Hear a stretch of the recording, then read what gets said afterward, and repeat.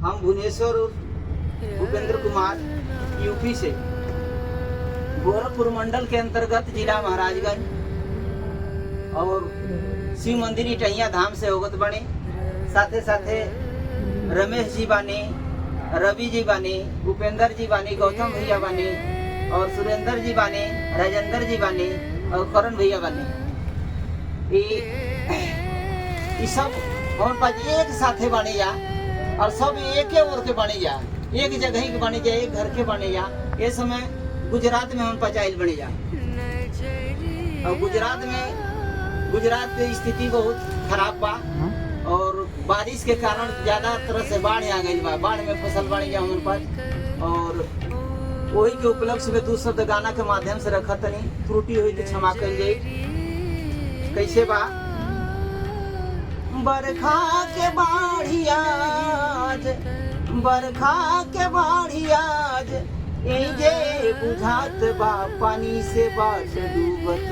आफत में गुजरात बा पानी से बाट डूबत। आफत में गुजरात बा पानी से बाट डूबत। बरखा के बाढ़ियाज, बरखा के बाढ़ियाज जे बुझात बा पानी से बाट डूबत। आफत में गुजरात बा पानी से बाट डूबत। कैसे बा भैया? कटी गईल बिजली त पानी कैसे आई? कटी गईल बिजली त पानी कैसे आई? आ खाना बनाई केहू नहाई कैसे खाई? खाना बनाई केहू नहाई कैसे खाई? कटी गईल बिजली त पानी कैसे आई? कटी गईल बिजली त पानी कैसे आई? आ खाना बनाई केहू नहाई कैसे खाई? खाना बनाई केहू नहाई कैसे खाई? देखी के हालात लोग, हाँ देखी के हालात लोग छत से चिल्लात बा पानी से बाट डूबत। आफत में गुजरात बा पानी से बाट डूबत। देखी ये समय पानी के कारण सगरो दुकान बंद बाड़ी, कोनो सामान मिलत नहीं है। रमेश जी, रवि जी, कोनो सामान मिलत नहीं है। इस समय स्थिति बहुत खराब बा। कैसे बा? मिलत सामान नहीं है करे के नाश्ता, मिलत सामान नहीं है करे के नाश्ता। चना भूजा खोज के लोग करता व्यवस्था, चना भूजा खोज के लोग करता व्यवस्था। खाना पानी बिना थूक, खाना पानी बिना थूक मुँह से झुरात बा पानी से बाट डूबत। आफत में गुजरात बा पानी से बाट डूबत। कैसे बा? बाट बुरा दिन बाउर आइल समैया, बाट बुरा दिन बाउर आइल समैया।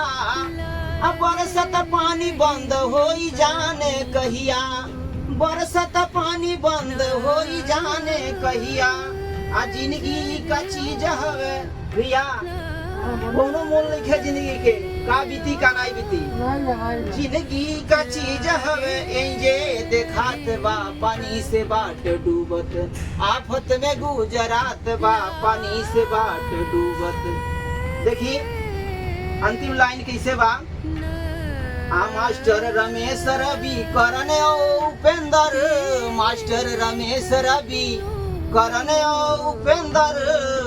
आलोक राजेंद्र बाबू भाई सुरेंद्र, आलोक राजेंद्र बाबू भाई सुरेंद्र।